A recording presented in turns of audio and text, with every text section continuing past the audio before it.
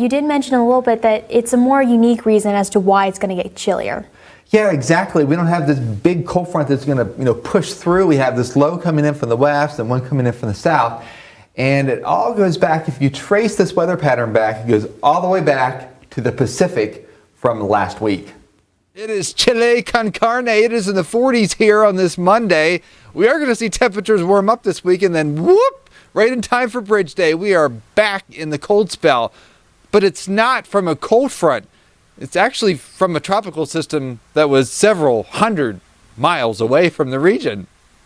All right, follow me, folks. You see that line on the left-hand side of your screen with that little spiraling icon? That is former Super Typhoon Bolaven last week in the West Pacific. Watch it accelerate north along that line and then head into the Gulf of Alaska here over the last 24 hours.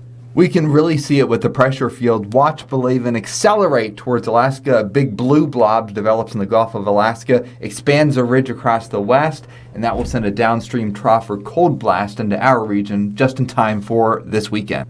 This type of pattern is not unusual, but at the same time, it doesn't happen very often. These recurving typhoons tend to move up towards Alaska, bring a dip in the jet stream there, a ridge across the west, and then you see that cold outbreak with the arrow pointing to the east. The same thing happened with Oscar back in '95. That particular storm system brought a cold blast into the central and eastern U.S. And guess what? Our coldest weather in September was on the 23rd with the low temperature of 41 degrees.